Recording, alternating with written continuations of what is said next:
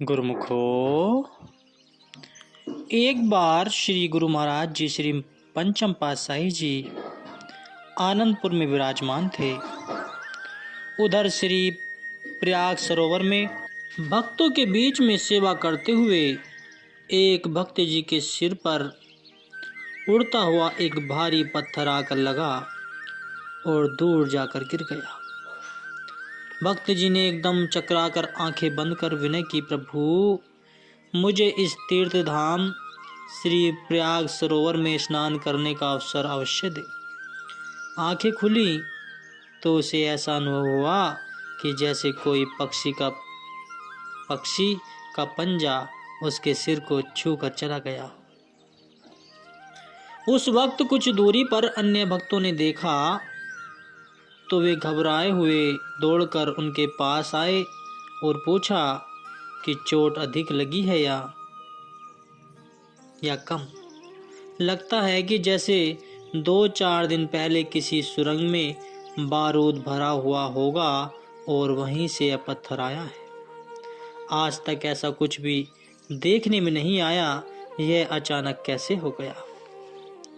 भक्त जी ने उत्तर दिया, पहले तो मुझे ऐसा लगा कि जैसे यह मेरी जिंदगी का अंतिम क्षण हो। मैंने आंखें मूंद कर पुण्य तीर्थ में स्नान करने की इच्छा प्रकट की तो श्री प्रभु जी ने वह स्वीकार कर ली। उस पत्थर ने मुझे कोई हानि न पहुंचाई और कहीं दूर जाकर गिरा।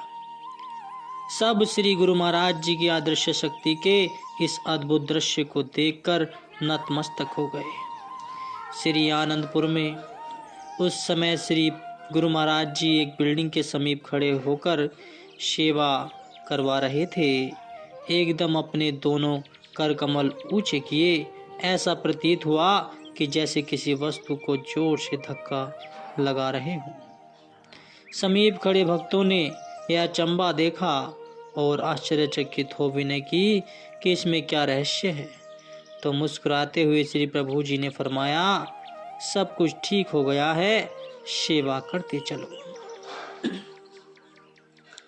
रात्रि समय 3-4 दिन बाद श्री प्रयाग धाम से महात्मा जी ने वहां की सेवा का वर्णन करते हुए इस घटना का भी उल्लेख किया। आपने कृपा पत्र में सेवकों को आशीर्वाद देते हुए श्री वचन लिखवाए कि सेवक गुरुमुख श्री प्रयाग सरोवर की सेवा में श्रद्धा विश्वास को बुलंद करते हुए तन मन से लगे रहे। इस तीर्थ में मंजन करने का सौभाग्य सबको प्राप्त होगा। कई जन्मों के कलुषित कर्मों से शाण पाने का एकमात्र साधन सेवा ही है। सेवा करते हुए निश्चिंत रहें। महापुरुषों की अगम अगोचर गुणावली रहस्य से पूर्ण होती है। इसको समझ पाना बुद्धि से परे है। एक बार श्री गुरु महाराज जी श्री प्रयाग धाम में विराजमान थे तो श्री प्रयाग सरोवर में खुदाई का काम पूरा हो चुका था। यहाँ पर मिलर मशीन से सीमेंट, रेत और बजरी का मसाला तैयार हो रहा था, जिसे बाहर किनारों पर पलटकर बीच में डाला जा रहा था। शिमला पहाड़ी से नीचे और श्री प्रयाग सरोवर के ऊपरी भाग पर महाप्रभु जी विराजमान थे। जोरों शोर से सेवा कार्य करते हुए भक्त जयकार बुला रहे थे। मिलर मशीन अपनी ही आवाज में स्वर मिला रही थी। ऐसे में एक दूसरे की आवाज तनक भी सुनाई नहीं दे रही थी। मिलर के दूसरी ओर थोड़ी दूर पर पत्थरों का कोट बना हुआ था। अचानक वहां से 3-4 बड़े बड़े पत्थर नीचे गिरकर मशीन की ओर लुढ़कते हुए आने लगे। एकदम आप तेजी से चलते हुए उस ओर गए और भक्तों को बुलाकर कहा कि इसे यहीं रोक दो। आपने सबसे आगे वाले पत्थर को कर कमल लगाया। भक्तों ने झटपट मिलर को बंद कर दिया और दौड़कर उन पत्थरों को वहीं पर रोक दिया। सबका ध्यान उसी ओर आकृष्ट हो गया। अन्य कई भक्त भी उन पत्थरों के पास पहुंच गए, क्योंकि वे पत्थर बहुत बड़े और भारी थे। वहां पर न जाने क्यों भूमि में एकदम दरार पड़ी हुई थी। आपने फरमाया कि इन पत्थरों को इस दरार में डालकर इसमें मसाला डालकर इसे बंद कर दो। जैसे ही एक एक पत्थर को धकेलने के लिए 5-5, 7-7 भक्त जोर लगाने लगे तो आपने फरमाया कि ओहो, इन पर इतना जोर लगाने की जरूरत नहीं है, केवल 2-2 भक्त ही इसे आसानी से वहां तक ले जा सकते। सचमुच ही 2-2 भक्तों ने इतने बड़े बड़े पत्थरों को इस प्रकार धकेला मानो कि वे किसी गेंद से खेल रहे हैं। उस दरार में पत्थर और मसाला डालकर उसे बंद कर दिया गया और वह स्थान भी समतल बन गया। तो श्री आज्ञा पाकर सभी पूर्ववत अपनी सेवा में लग गए। आपने सेवा के पश्चात सब गुरुमुखों को अपने सम्मुख बिठाया। महात्मा जी ने विनय की कि स्वामी जी, त्रेता युग में भगवान श्री राम जी और उनके सेवक हनुमान नील, नल और वानर सेवा सेना आदि के इतिहास पढ़ते हुए सुनते हैं। अब तो वे सब नज़ारे श्री गुरु महाराज जी प्रत्यक्ष दिखा रहे हैं। आपके श्री दर्शन से इन सेवकों में से एक अद्भुत शक्ति का संचार हो गया है। आपकी अतुल्य कृपा से हम तुच्छ दासों को श्री दरबार में चरण शरण मिली और इस अनुपम सेवा का सौभाग्य मिला। हर जन्म में ऐसे ही साकार श्री दर्शनों का एवं सेवा का सौभाग्य बनाए रखना। आपने फरमाया कि महात्मा जी यह सब कुदरत के करिश्मे हैं। समय अनुसार गुरुमुख सेवकों के जन्मों जन्मों की अभिलाषाओं को पूर्ण करने के लिए ऐसा सहयोग बनते हैं। सबने आज ये देखा कि जमीन में पड़ी हुई दरार के कारण कहीं कोई दुर्घटना न हो जाए, तो पत्थरों ने अपने आप लुढ़कना आरंभ कर दिया। वे भी भक्तों का स्पर्श पाकर खुश नसीब बन गए। महापुरुष जीव कल्याण हेतु निमित्त बनकर अवतरित होते हैं। सब गुरुमुख सेवकों को प्रसाद देकर उन्हें प्रफुल्लित किया। इसी प्रकार 8 दिन तक प्रातः से शाम तक श्री दर्शन के अमृय पिलाते रहे और कृपा दृष्टि से सरसराते रहे। महाप्रभु जी प्रतिदिन यहाँ पर कृपा फरमाते और अपनी मौजूदगी में सेवा कार्य करवाते। सेवकों में सेवा के प्रति उत्साह भरते, प्रसाद खिलाते और नित्य नूतन लीलाओं से सरसराते। कभी कभी श्री वचनों की दात बख्श कर निहाल करते। ऐसे ही एक बार आपने पावन वचनों में फरमाया कि मनुष्य के अंदर प्रकृति ने एक प्रचंड एवं दिव्य शक्ति भर रखी है। यह शक्ति अनुपम और अलौकिक है। इस प्रबल शक्ति से मनुष्य जो भी काम लेना चाहे ले सकता है। इस शक्ति से मानव चाहे तो सुख का साधन कर सकता है और इसी से ही दुख एकत्र कर सकता है। इसी शक्ति से ही नित्य और सत्य जीवन का अर्थात अमरत्व को प्राप्त कर सकता है और इसी से ही अपने लिए मृत्यु की सामग्री भी पैदा कर सकता है। भाव यह है कि जिस दिशा में भी उस शक्ति का मुख मोड़ दें, उसी प्रकार का प्रभाव लेकर अपना जीवन बना सकते हैं। शक्ति तो मनुष्य में विद्वान है, उसका उचित अथवा अनुचित प्रयोग मनुष्य के अपने हाथ में है। जिस प्रकार आज के युग में एक नई शक्ति जिसे परमाणु शक्ति कहते हैं, जैसे जिससे वैज्ञानिक दोनों तरह के काम ले सकते हैं, देश व जाति की प्रगति का काम भी और विनाश का काम भी। इस अणु शक्ति का प्रयोग व्यवसायों, कारखानों की वृद्धि, बिजली का उत्पादन और अन्य उपयोगी कार्यों के लिए भी किया जा सकता है, जिससे राष्ट्र की उन्नति हो सकती है। इसके विपरीत इसी शक्ति को विध्वंसकारी शस्त्रों के निर्माण में व विनाशक यंत्रों की रचना में प्रयोग करके संसार का सर्वनाश भी किया जा सकता है। शक्ति तो वही है, परंतु जैसा उसका प्रयोग होगा उससे वैसे ही फल की प्राप्ति होगी। ऐसे ही मनुष्य के अंदर भी एक गुप्त शक्ति विद्वान है। उसी को मनुष्य जब संसार के संबंधों व शारीरिक सामग्री के संचय में जोड़ देता है, तो शरीर के सुख भोग विलास के लिए उस गुप्त शक्ति का प्रयोग किया करते हैं, तो फल यह होता है कि वह अपने लिए दुख, बंधन व 84 लाख योनियों में आवागमन का सामान स्वयं पैदा कर लेता है। परंतु यदि वह उस गुप्त शक्ति को परमेश्वर के नाम के साथ शब्द अभ्यास और मालिक के चरणों की सेवा के साथ जोड़ देते हैं तो अपने लिए नित्य सुख, परम सुख का सामान बना लेते हैं, अपना लोक परलोक सवा लेते हैं, अपने जीवन को सुख स्वरूप बना सकता है। भाव यह है कि वह अमर पद को प्राप्त कर लेते हैं।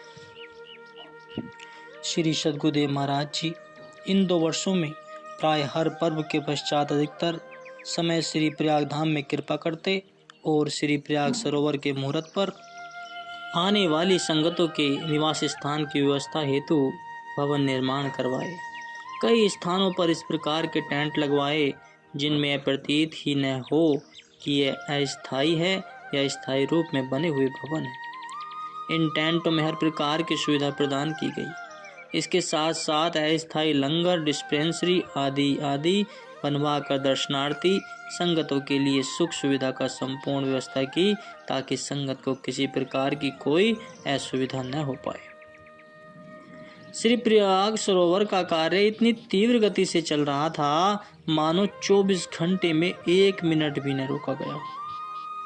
प्रातः 7 बजे से लेकर रात्रि के 10 बजे तक गुरुमुख सेवक सेवा में लगे रहते।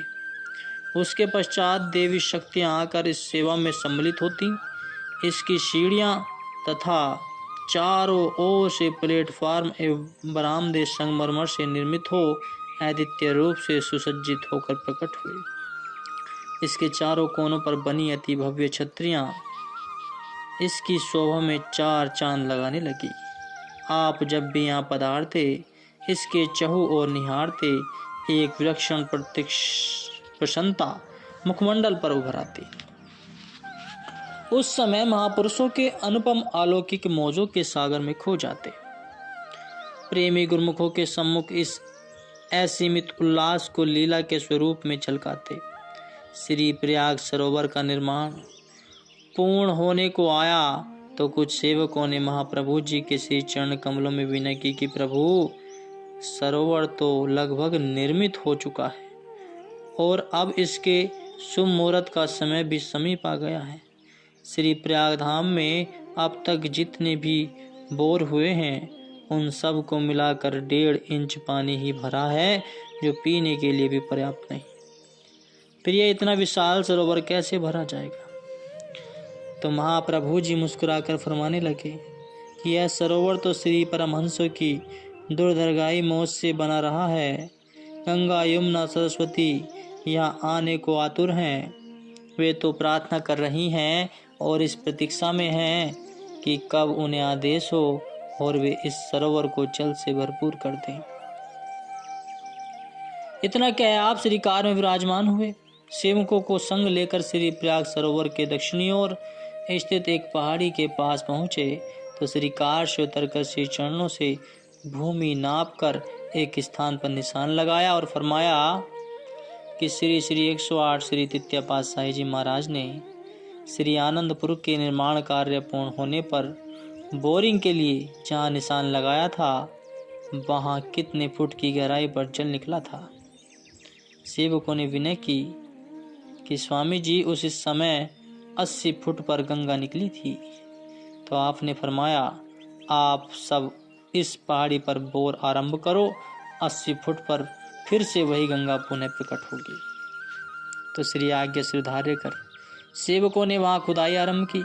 लगभग 5-6 घंटे के बाद ही जब बोर 80 फुट तक पहुँचा तो वही पाताली गंगा निकल आई जिसके जल से केवल श्री प्रयाग सरोवर की पूर्ति ही नहीं हुई अपितु पूरे श्री प्रयाग धाम में जल की कमी न रही। आपने सेवकों को समीप बैठाकर फरमाया गुरुमुखों की सेवा ही रंगलाई है। आज यह श्री प्रयाग सरोवर का निर्माण कार्य पूरा होकर सबके अंतर्मन में अनोखी खुशी का संचार कर रहा है। यह खुशी कोई साधारण खुशी नहीं है, यह हृदय की गहराइयों में सदा सर्वदा के लिए कायम रहने वाली है। लाखों करोड़ों जिज्ञासु दर्शनार्थी गुरुमुख इस महातीर्थ पर आकर लाभान्वित होंगे। तो श्री सद्गुरुदेव महाराज जी ने श्री आनंदपुर में दीपावली के पर्व पर सभी अनुयायियों एवं दर्शनार्थी गुरुमुखों को श्री मुख से यह खुशखबरी दी कि श्री प्रयागधाम में श्री प्रयाग सरोवर में जल प्रवेश 27 दिसंबर सन 1994 के शुभ दिन होगा और 14 जनवरी 1995 माघी के पर्व पर इस पावन तीर्थ का शुभ मुहूर्त होगा। सब गुरुमुखों को इस महान तीर्थ में स्नान करने का सौभाग्य मिलेगा। यह खुशखबरी वायु तरंगों के साथ हर्ष की उमंगों को लेकर देश विदेश में लहराई और जयकारों की ध्वनि से धरती अंबर गुंजायमान हो उठे। चौकुटी में इस तीर्थराज के दर्शन पाने के सौभाग्य का डंका बज उठा। प्रत्येक प्रेमी के हृदय में नवजीवन एवं उत्साह का संचार हुआ। हर कोई श्री प्रयागधाम में पहुंचने के लिए लालायित हो उठा। सत्संगी महाजन, महात्माजन, भाईजन, प्रचारक प्रचारिकाओं तथा दर्शनार्थी संगतों ने उसी समय ही टिकटें बुक करवाई। जब सत्संगी संतजन अपने अपने शहरों में पहुंचे तो संगतें भी अपने हृदय की विह्वलता को न रोक सकी। जिसे जिस ट्रेन को टिकट मिला जल्दी से बुक करवा लिया। सबके मन में एक ही भूख, एक ही आंतरिक अभिलाषा थी कि जैसे तैसे श्री प्रयागधाम में पहुंच जाएं। भारत के हर नगर एवं गांव के रेलवे कर्मचारी यह देखकर हैरान हो रहे थे कि आज तक धर्म स्थान पर ऐसा समागम कभी भी देखने सुनने में नहीं आया। सब रेलगाड़ियों में महाराष्ट्र की टिकटें बुक हो रही थी। विदेश में रहने वाले गुरुमुख भी इस खुशखबरी को सुनते ही इस ऐतिहासिक दिवस के साक्षी बनने को आतुर हो उठे। सबके मन में एक ही चाह, एक ही राह खुशियों का पैगाम दे रही थी कि शीघ्र ही हम घटवासी श्री प्रभु जी के श्री दर्शन पाएं। उनकी महान कृपा एवं आशीष से ऐसे दुर्लभ सहयोग का शुभ अवसर पाएंगे। श्री सद्गुरुदेव जी महाराज जी ने दीपावली के पश्चात नवंबर सन 1994 ईस्वी में ही श्री प्रयागधाम में कृपा फरमाई। यहाँ पर इस भव्य समारोह का आयोजन करने के लिए आवश्यकता पूर्ति की और विशेष ध्यान दिया।